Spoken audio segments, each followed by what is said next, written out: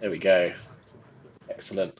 Well, good morning, everyone. Thank you for joining us today. This is our show and tell for our Open Digital Planning products for April. Got lots of exciting updates from all of the teams to talk about today. We're recording the meeting, so we'll share a recording round as well if people are unable to join, or if it's so exciting that people want to watch it back, we can do that as well. So we'll share that around. Brilliant. I mean, yeah, nothing else then from me. So the first item on our agenda is we're going to hear from all three of the product teams today, and first up is the BOPS team. Is someone from BOPS here to their bits?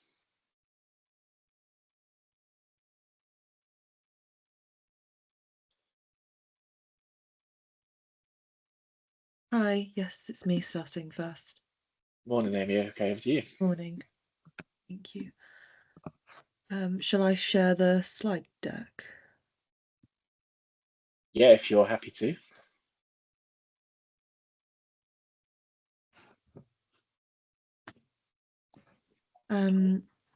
Jean, sorry, would you mind sharing the slide deck? Is that okay? Yeah, I can share. Thank you. Sorry, I'm just on the one screen.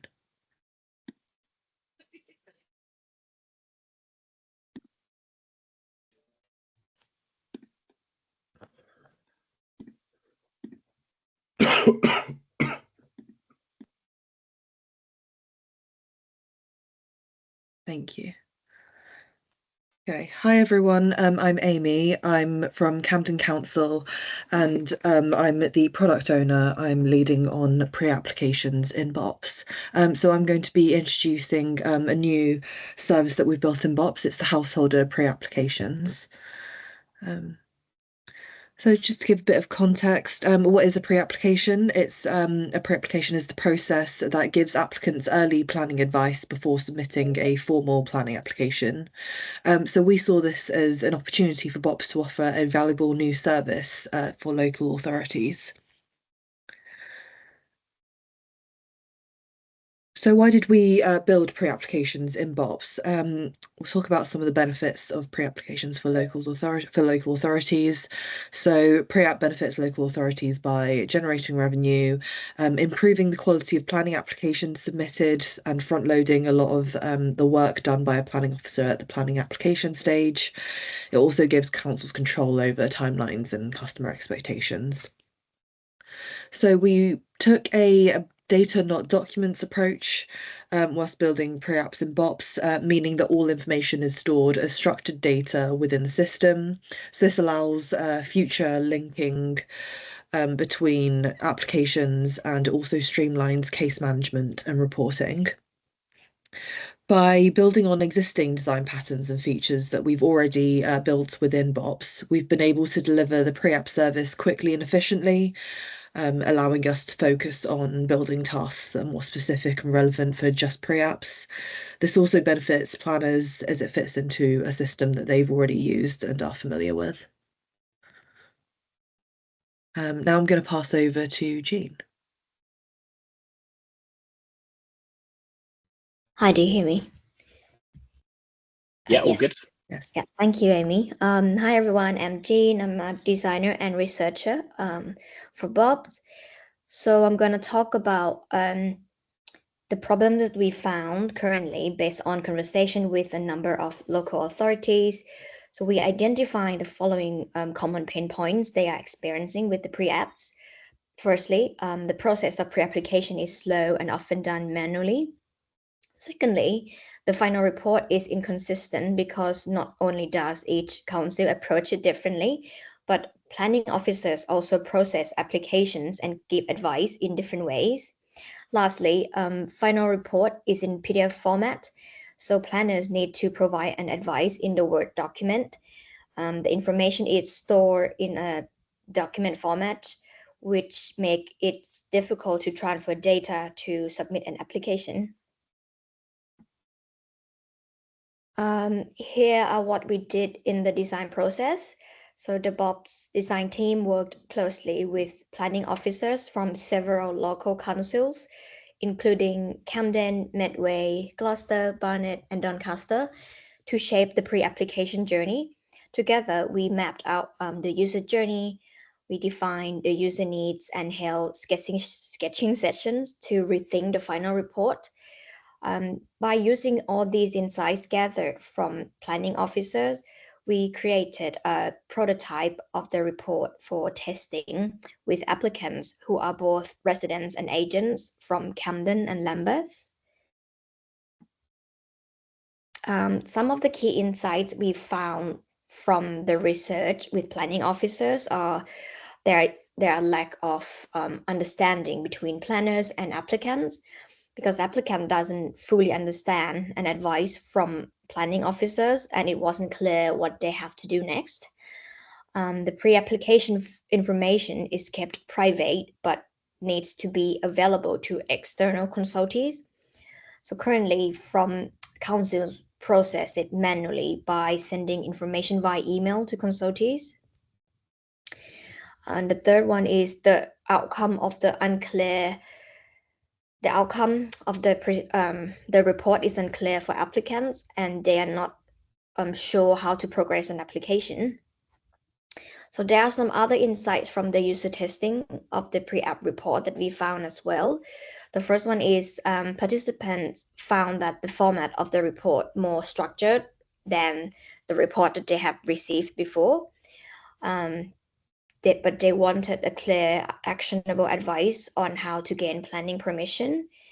And they dislike generic responses and preferred personalized guidance, including interpret policy advice rather than copy and paste text. I will hand over to Freya to demo the pre-application on BOPS. Thanks, Jean. Thanks, Amy. Hi, everyone. My name's Freya and I work at Southwark Council. So I'm one of the BOPS product owners. So let me just share my screen.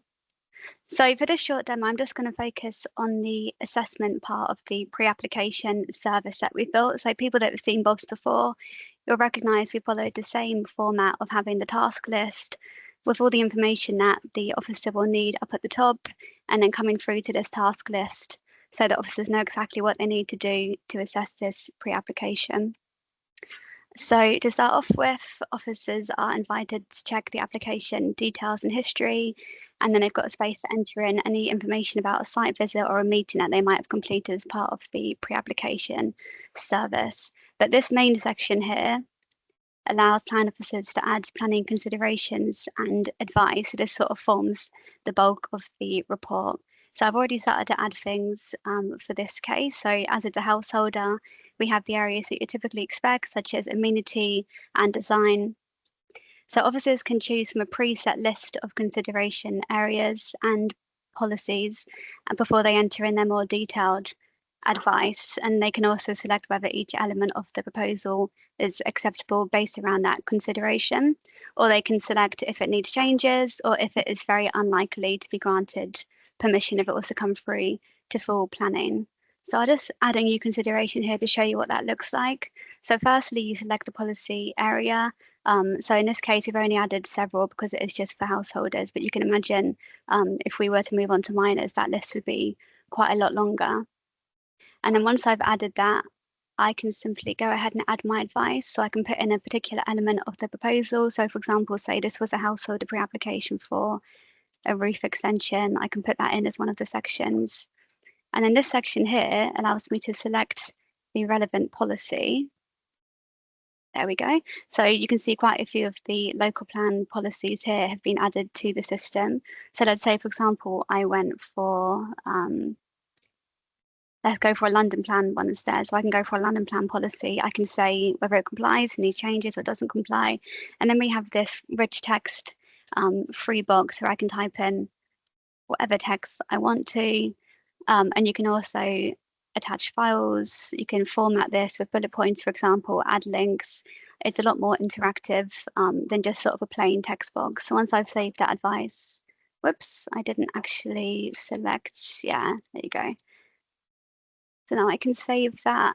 I can save that advice, and that's going to be added to my list of considerations. You can see here, for example, I've made use of that bullet points to sort of make this really clear and easy to understand for the applicant and for the reviewer who's going to be checking this pre-application for me. So all of the considerations and the policies are simply added in the admin section. So it's really easy. It's literally just copying and pasting your policies in there. So now I'm going to hop back to the assessment task list. So if we imagine I've now gone through, I've completed all the sections of my report, I can choose the application type, and I can also go ahead and add any requirements here. So these are the required documents that the applicant would need to submit if they did go ahead to full planning. So again, I can select these from a preset list, so it makes it really easy to prepare.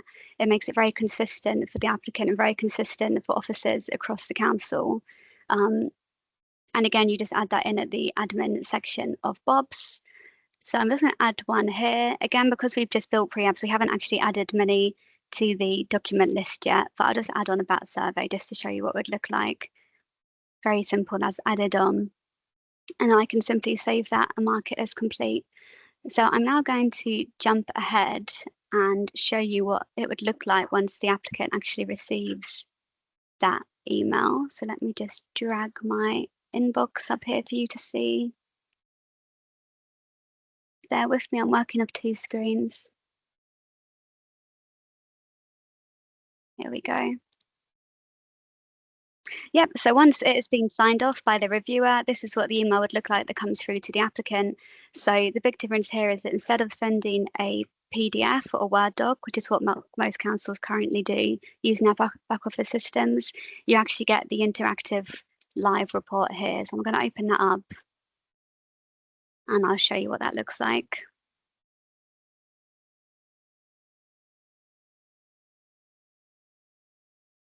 Yep, so this is what the applicant would receive from the pre-app service. So we've broken it down into content, so it's really easy for them to work through and find out exactly what they need to look like. We give the most important information up at the top first, the thing that they most want to know, which is this likely to be approved at full planning? So for example, with this one, I've said it's likely to be supported, but with changes. Then they have all the key details that they'd need to see, like the case officer, the key dates, they can see their site map here.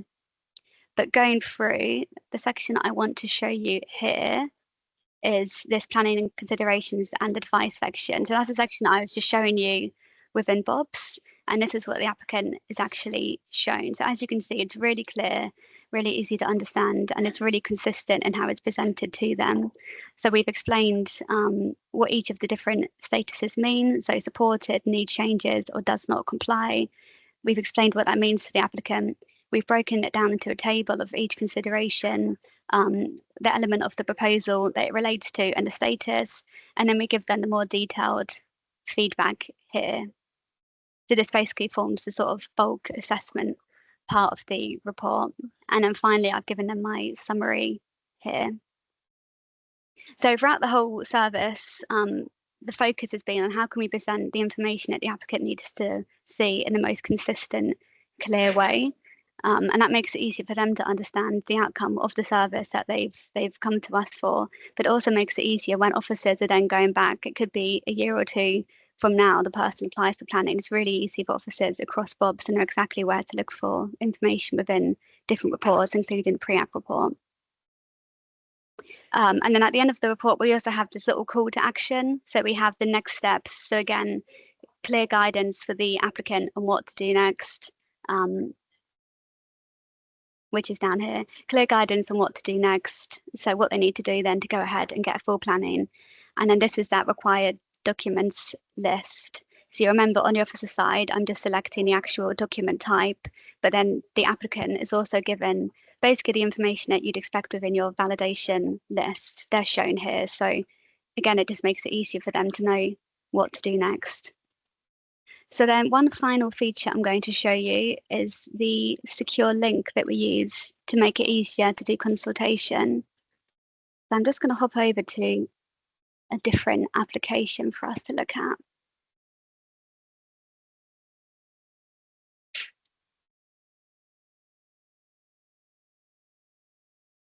So within the pre-application service, we've started to use secure links to help with consultation. So why have we done this?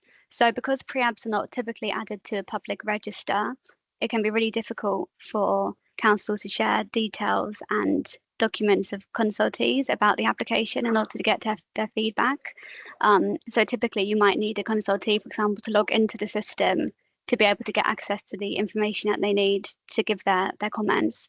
So we've introduced a secure link to both applicants and consultees to use that allows us to make unpublished information accessible. So this means that consultees don't need to log in to view the pre-app and to submit their comment, and that their comments come straight through into BOPS. So for example, I'll just show you here, I have consulted myself on this application, and I'll show you what the email that comes through to the consultee looks like, which is this one. So we give them a bit of information about the case, the proposal, the address, the reference, the date they need to submit their comment by, and then to submit the comment, it's super easy. They just use the secure link.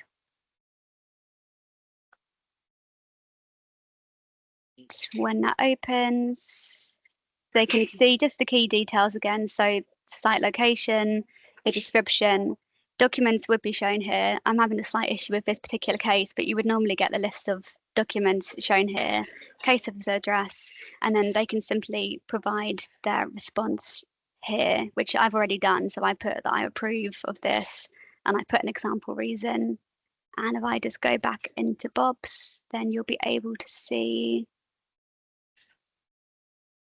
that that response has come up here. So as soon as they fill in that link and send their response, it comes straight back through into BOPS. And so it makes it really easy for me to track responses from any consultees for pre-applications. So yeah, that was just a very short demo, but there's a lot more that we can show any councils that want to find out more. But for now, I'm just going to pass on to Tom, and he can explain a bit more about how you can get the BOPS pre-app service set up at your council. Great, thank you very much. I will, I think, take over sharing. I'm just getting a few permissions granted. Great. So thank you so much, everyone. We do want to highlight that there is an opportunity for any local authorities who are interested in adopting pre-app to do so. It's easier to adopt than, say, for example, processing household planning applications themselves, because we don't have the same obligations on dual processing. And so it can sit as a standalone service. We hope that we sort of demonstrated that there's a potential to really reduce the administrative tasks that are necessary. And, you know, in part, this is because we are receiving and can receive applications directly through Planet that automatically process. There's a lot less manual handling of any applications that come in, and a lot less maintenance of sort of your own bespoke form systems or setups that you might have for pre-apps. And it's also a great opportunity to start using BOPS in the real world on the way to using the whole system, but it's kind of operates independently. So there's a real sort of opportunity to dip your toe into the water as such as it is with BOPS. If we could have, oh, I'm on the next slide. So yes, for those of you who don't know me, I am Tom. I'm one of the designers who's working on BOPS. I've recently rejoined the team, having worked on it for quite a long time, a little while ago. And I'm currently working on some work on appeals and enforcement. As I said, there are currently a few sort of issues with adopting BOPS wholesale, which is it doesn't quite provide for the full suite of needs across planning and associated services. So we're looking to tackle that in this current statement of work over the next 8 weeks. We're also having a look at document management and site history. And as part of that, we need support from planning experts such as yourselves from across England and Wales. So we've already got Tewkesbury, Doncaster, Camden, Southwark, Lambeth, South Staff, South Gloucestershire, Coventry, Bucks, Gloucester and Newcastle involved. And they'll be joining in on some journey mapping, but there'll be lots more opportunities going forwards for getting involved in sketching, co-design, and then later down the line, prototype review and testing. So if you are interested in any of these or one in particular, then please do get involved. If you could contact Freya, if you're not already part of any sort of BOPS channels, then do get in touch with Freya, who can point you in our direction to be involved in that. It can be a small amount of time, it can be a lot of time, depending on what you're able to give. But it's really great that we've been able to engage some new names in terms of LPAs so far, and we're looking to do more of that going forwards. Thank you very much. I will stop and hand over to the DPR team. I think we're actually going to go to Plan X first. Sorry, thanks, Tom. Jess, is that over to yourself? Yeah, that's me. Are you sharing slides, Matt, or should I take over? I'm happy to if that's easier. Yeah. That'd be great if you don't mind, please. Thank you.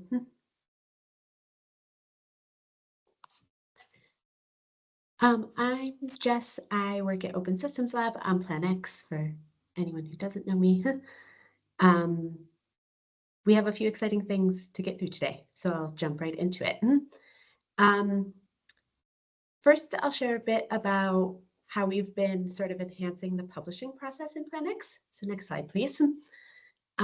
So Plan X is a platform for essentially digital service content management. And a sort of tenet of this content management is that as an editor in Plan X, you should be able to sort of make changes to your draft content, change your service, but also simultaneously know that you have a nice, stable, published version that the public is interacting with. One of the interesting sort of challenges we have as a content management platform and superpower is that our content is both collaborative, so similar to a Google Doc, you can be editing your service with others on your team at the same time, so there's lots of ongoing changes.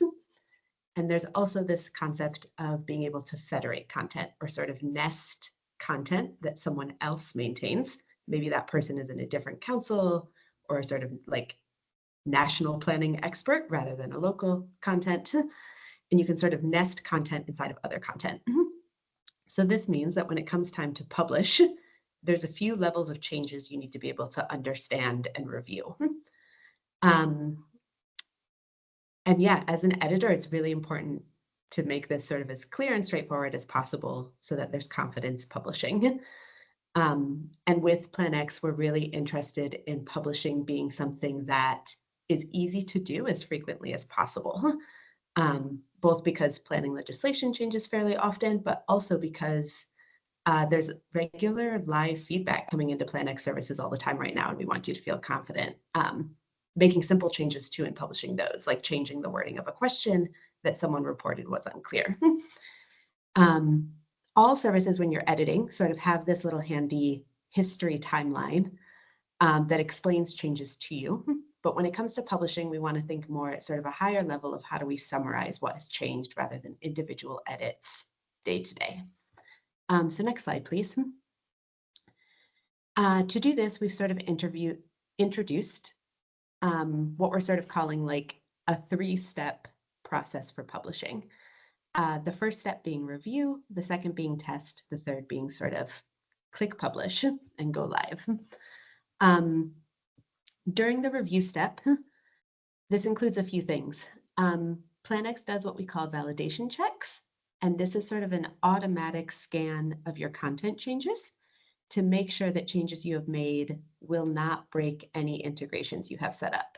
So if you're building a submission service on Plan X that includes steps like pay or send, submit to BOPS, etc., we'll make sure that sort of all of the content changes comply to those integration requirements as best as we can. And this again helps sort of build confidence without relying exclusively on someone needing to manually just sort of know the rules or requirements of that integration themselves. And then we also sort of provide summaries of sort of the changes that have been made to your main service, as well as we'll list out any nested services that your service relies on that have changed also since your last publish, and those will have a sort of summary message attached to them. You can see how long ago they were published and by who. Next slide, please. And then sort of the final 2 steps, test and publish. Testing allows you to sort of exit the PlanX editor or the graph builder and actually preview your changes as the public form, as they will appear to the applicant on your next publish. So this is sort of the version that is not yet what the applicant is interacting with, but is what they will be interacting with. That also provides you with a link where you can share that with other folks on your team really easily. We recognize often that sort of perhaps the folks publishing or working in PlanX on actually building services are not always the ones in the council who want to sign off on changes that are going live. So this gives you an easy way to share links and collaborate. And then we'll always sort of collect a sort of summary message, or as a developer, I often think of this as like a commit message to describe what's changed, so that in that little history timeline, others on your team now know exactly what you published and when, and can see that build up over time for different versions. Next slide, please. So these latest publishing designs are live across all PlanX services. If you've been using PlanX for a while, hopefully this feels like a nice improvement. We're very excited to hear more feedback though about it. Publishing is sort of a concept that we continue to iterate on and always are trying to improve. And yeah, and this concept is definitely not going away. We're very much sort of as a team right now in sort of the co-design and development process of templates, which will sort of help simplify content management even more across PlanX. So stay tuned for that. Great. And one more on the editor side.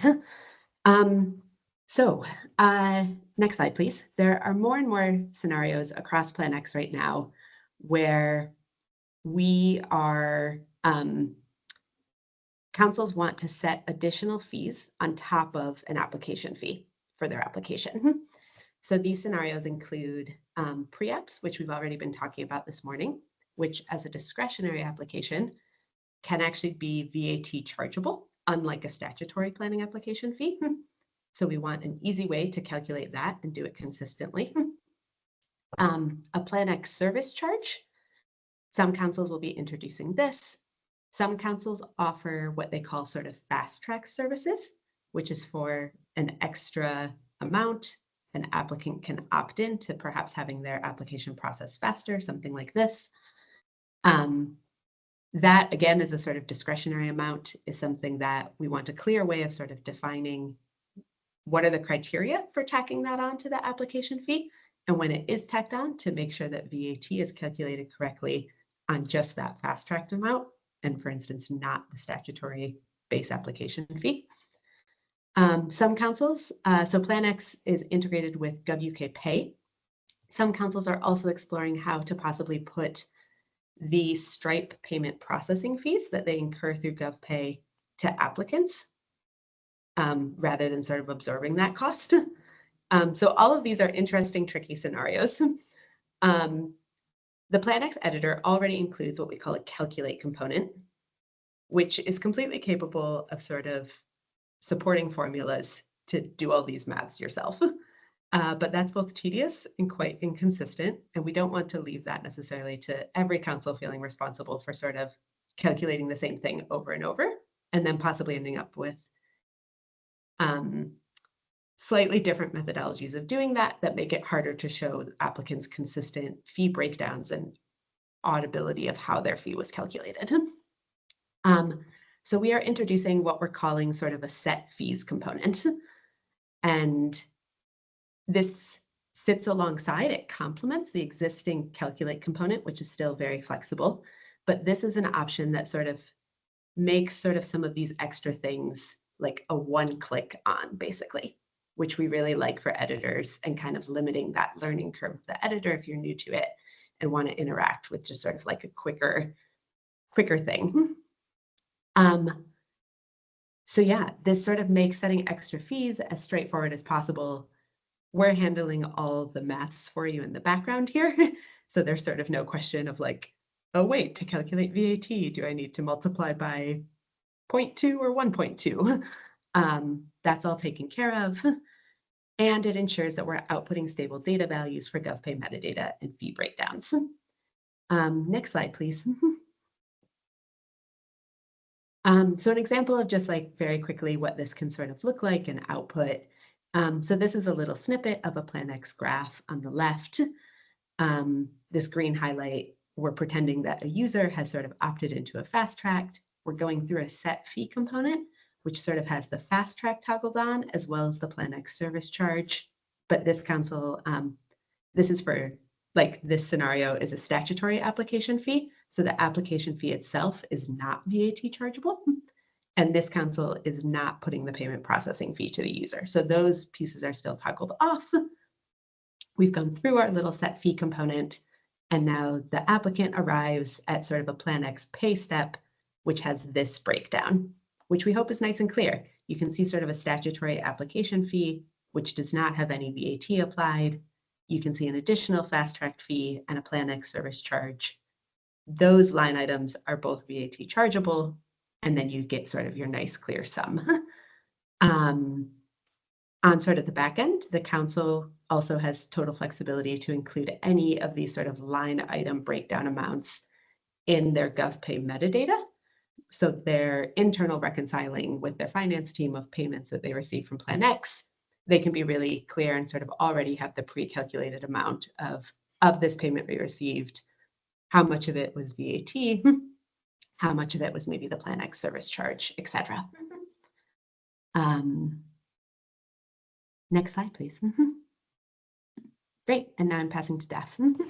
Thanks, Jess. Yeah, good morning, everyone. I'm David. I'm one of the developers at Open Systems Lab. I'm going to cover a few features we've been working on and improving recently, starting off with the feedback and submission log updates. So next slide, please. We've actually demonstrated these on a previous public show and tell, I believe, as well as a few internal ones. And we've now reached that kind of first real cycle of feedback from product officers and users of PlanX. And as always, there's some like really good feedback and some pain points that users are facing as well. So we've taken some time to address a few of those, and this is what I'm going to talk through this morning. One of the first and most frequent comments we heard was that often if you're looking at, or you want to look at feedback or submissions in PlanX, you may need this in the context of your team rather than having to go into every individual service and finding it that way. We've also had comments that some of the filtering options were either limited or didn't quite match the data types that were available. And further feedback was that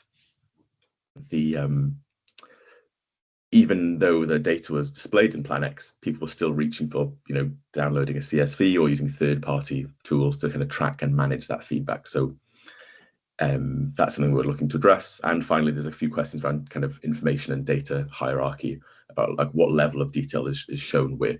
So really interesting feedback, and we've taken time and we've addressed most of this. Initially here, what we're showing on this screen is some of the changes we've made to how that data is kind of managed and tracked. We very consciously don't want to take this into a full kind of case management system internally within PlanX. So we're aiming for like the kind of lightest of touches that allows users of the service to mark feedback as unread, actioned, in progress, or urgent. And we've added an additional editor's note column there, which is just a kind of a live free text column, which editors can add comments on and track. And again, we're hoping that this will meet the requirements and kind of thread that needle of being enough that they can do the work they need to within PlanX without kind of tipping into a case management software. We still allow everything to be exported if people have additional needs, but we'll definitely keep our ear to the ground to see how well this is working or meeting or not meeting requirements. Next slide, please. On that point, I mentioned the navigation. We've actually now put this in both levels. So you can access feedback and submissions either at a team level, or if you drill down into a service first, you can access both of them there, and then you'll just get like a pre-filtered view of the feedback and submissions. So you can see them for just a service, or you can view them for the whole team and then narrow down as you see fit there. Next slide, please. And yeah, a few other little changes here and tweaks that we've made. We've added an export button for submission, so you can access that via CSV if you need that detail in another system, you need that data in another system. The little bottom left screenshot here is some of the improvements to filters. Some of those were previously free text searches when really they categorize data. So we've given you more abilities there to make that a better experience. And finally, on the right, we've taken some data out of being column-based and moved it and grouped it into modals, where it's maybe more appropriate or has a limited, maybe there's something that's useful for developers, but not useful for an editor day to day. So we've kind of tried to extrapolate that out and extract that, so it's more, the information you're seeing is more relevant to you as you go ahead. And next slide, please. So that's us on the submissions and feedback. And if we have any more feedback, I'm trying to avoid saying that word twice. So if we have any more feedback, please do bring that forward to us. We're very keen to see how we can continue to improve those features. Next, I want to briefly talk to you about trial accounts within PlanX. So next slide, please. At the moment, what happens when councils on board onto PlanX is there's this sort of grey area where we create a team for you and you've got full access immediately. And you may still be going through the procurement process. And we've always had this issue of where do we draw the line of when do we bring you onto the platform? How do we show you the value of the platform when you still have things to complete on the legal and procurement side? The way we've decided to solve this for now is to introduce the concept of a trial team, meaning that you can onboard onto PlanX, begin building services and personalizing your team and team settings as you see fit, whilst still going through that procurement process. The restriction we put on a trial account is simply that you're not able to take any services live and turn them online and start gaining submissions from applicants. So you basically have access without that final step of going public, which we think is a really good compromise in allowing people to come onto the platform, see the features, engage in the platform. But we kind of draw that line, saying that once you've completed all the kind of legal and procurement stuff, we can toggle your team to no longer be a trial account, and then you can go online and start interacting with users and applicants as you need to do so. So we really hope that this is going to reduce the time and frustration needed to go on board with your first service, in that you can do a lot of the work running up and do a lot of the planning and everything before really starting. And just the screenshots on the right there, we see a few examples of how we're noting that, just a little tag that says trial accounts. So it's quite unobtrusive. And eventually when we upgrade you, we can just remove that and the restrictions will be lifted. And that's me. Next slide, please. I think I'm handing over to August next. So August, over to you. Thank you. Thank you, Daph. Hi, I'm August. I work as a content designer for Open Systems Lab. I'm going to talk very briefly about a story about the ability of PlanX to expand support to smaller, less common application types with comparatively little effort. And as you can tell by the title there of the slide, the example here is the application for a certificate of lawfulness of proposed works to listed building. Next slide, please. If you work in planning, you are very likely to be familiar with lawful development certificates, commonly just called LDCs. And LDCs are issued by a local planning authority upon request to certify the lawfulness of a use or development. LDCs can relate to either proposed uses and operations or existing uses and operations. And accordingly, there are two main types of applications to which they can be requested. LDCPs, that is lawful development certificates for proposed use or development, and LDCEs for existing use or development. It's worth noting that the LDCE route can also be used to certify the lawfulness of any other matter that breaches a planning condition attached to a previously granted planning permission. Next slide, please. Now, PlanX has long supported the submission of applications for certificates of lawfulness. It was, in fact, one of our earliest application types. And it does so through a single apply for LDC service. So it's within one application service that the user is then routed to the appropriate application type, so LDCP or LDCE, and within LDCE to breach of conditions if it's applicable. And by doing so, we don't have to assume that the user prior to starting their application knows the difference between these different routes. And instead, they are sorted to them within the service. Next slide, please. A less common known application type, less commonly known than these two LDCs in any case, is the certificate of lawfulness of proposed works to a listed building. It's a wholly separate application for a certificate that affirms that the proposed works to a listed building are lawful under the Planning, Listed Buildings and Conservation Areas Act. So it means that they don't need listed building consent. It's a comparatively rare certificate to be requested. It was introduced in 2013, and so it was never made available for online submission through the existing platforms. Now, because Plan X is already built to handle multiple application types within a single service, it is comparatively easy for us to expand the support to additional application routes. There's no need to launch a new standalone service with its own landing page and so on. We can integrate those routes modularly within our already existing services. And so that's exactly what we have done recently to the Certificate of Lawfulness of Proposed Works to a Listed Building. We integrated it as a fourth application pathway into our existing Apply for LDC service. And so applicants seeking this type of certificate can now access it through the same service as any of the other certificates of lawfulness. How this is handled is really quite straightforward. Next slide, please. When an applicant begins an LDC application and indicates that they are looking for a certificate for proposed works, because the listed building certificate can only be issued to proposed works, the system checks automatically based on planning constraints we fetch from planning data, whether the property is a listed building. And if it is a listed building, we simply ask the applicant whether or not they're trying to affirm that listed building consent isn't needed, or if they want a regular and proposed certificate for planning consent. And if they tell us that they want to affirm listed building consent is not needed, they just continue with an application for a certificate of lawfulness of proposed works to a listed building. And if not, they continue with lawful development certificate for proposed works. The form, that's all the various subsequent questions, document requirements, applicable fees, and so on, then just adjust according to that route.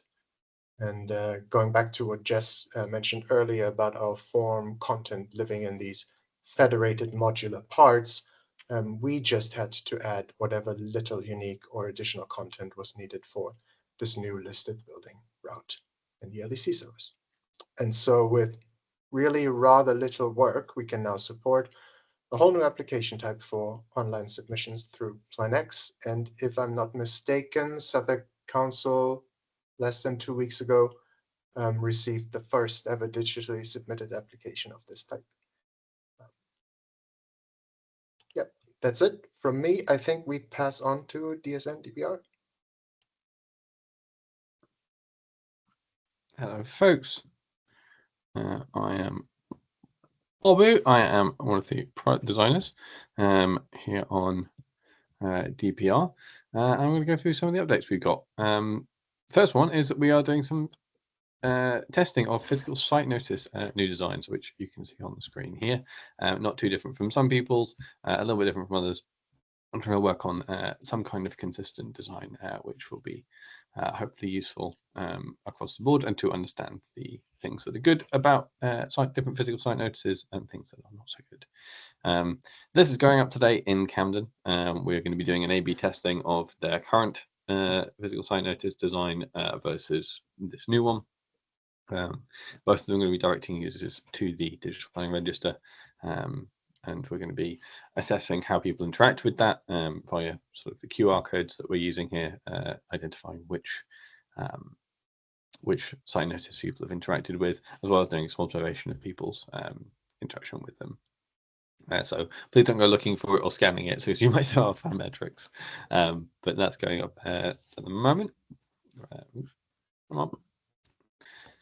We're also looking at data from other systems. We're currently collecting real sample data from councils who are using Uniform to work out the sort of simplest method of exposing this in the digital planning register, so that that register can have BOPS stuff on it and Uniform stuff on it, or anything that comes from anywhere, hopefully eventually, going to be understanding and mapping those data fields, building on some of the work BOPS has done, building with BOPS on how this stuff kind of works, but trying to make sure that DPR can work with any sort of systems we want to. We're starting with Uniform, mostly just due to the market share that Uniform has got. But anyone is welcome to help us with this. We are only looking at existing data in back office systems. We're not looking at like digitized paper records or stuff that's come from microfiche yet. We have had some lovely conversations with Medway about understanding how that's kind of done in certain places, which was great. But that's one of the reasons why we're not doing it yet, because it's going to be a bigger task to get that sort of stuff onto the DPR. If you would like to get involved, please get in touch with our lovely business analyst, Jamal Edwards, via Slack. He is very keen on hearing from as many people as possible and is collecting all the data so that our delightful developers can pick it apart and figure out exactly the best ways to get that into our systems. Also giving you a little sneak peek into some of the pieces we're designing at the moment. We're looking at impact measures, which are key information about applications. We've identified lots of impact measures the public care about with multiple rounds of user research and testing. And often this information is only found in like really dense documents. So we're working out ways to display those impact measures to the public in ways that are understandable, really clear to them, make a lot of sense. Showing you a quick sneak peek here of some of the first draft designs. Don't expect to be delivering this for a while. We're going to be taking our time, going through these one by one, figuring out what information we've already got, and making sure that we're presenting that in a way that's nice and understandable, then going through the information that we need to update some of the processes to do. This will obviously be involving planning data, it will be involving PlanX, BOPS, how that information is collected, how it's stored, how it's been specified, and lots and lots of collaboration across the whole ODP stack, which is great fun. We love doing that. And if you want to get involved with some of this designing, some of the stuff we're currently working on is that impact measures, the physical site notices, historical/legacy data. We're also looking at consultee comments, doing a little bit of work around how that's presented. And we're also literally later today going to be doing some work on that roadmap. And I think a fair few people have been invited to that to see what other features we might want to have in the near future, including one that I forgot to put on here, which is enforcement. Enforcement register is something that we're going to be looking at very soon, alongside BOPS and the rest of ODP. Currently, Camden, Lambeth and Gateshead are quite closely involved, or very closely involved, and we've also connected with a bunch of other people on various different features. So if you've got an idea for a feature, if you've got something that you think DPR should be doing, or if you see one of our features on our roadmap that you want to get involved in, please do get in touch. And you're welcome to join through our entire design process. We have fortnightly design reviews, which are probably the most accessible way in. And obviously, every other week from those ones, we've got our designs, our sprint reviews, which show everything that we're working on. That's not just the design stuff. Please get in touch with myself or Nora on Slack to get involved with that. And that's everything I've got for you today. Fantastic. Thank you.